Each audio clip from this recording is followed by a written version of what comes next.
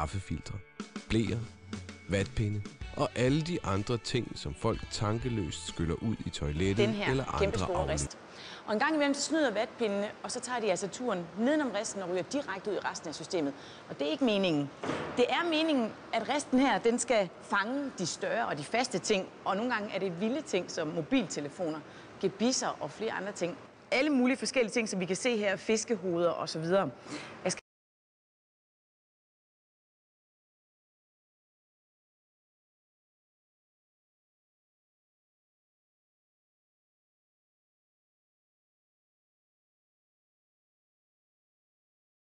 Efterklaringstank, der ligger herovre, hvor vi simpelthen lader slammen bundfælde, og så kan det rene vand. Derefter kommer spildevandet over i bassiner, hvor man ved hjælp af bakterier i flere omgange fjerner resterne af tis, lort og madaffald.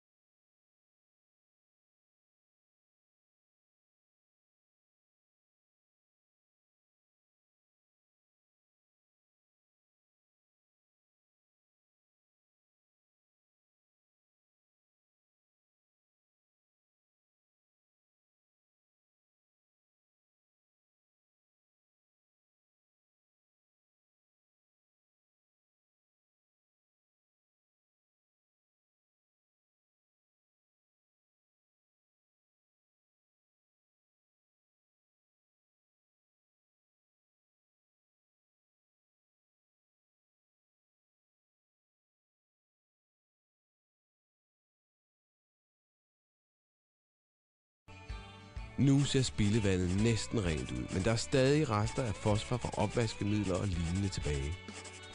Disse stoffer fjernes i et sidste bassin, hvor der tilsættes jernklorid, som får fosforen til at falde til bunds, så det også kan skrabes. De rensede spildevand kan ledes ud i åer og fjorde og ender til sidst i havet.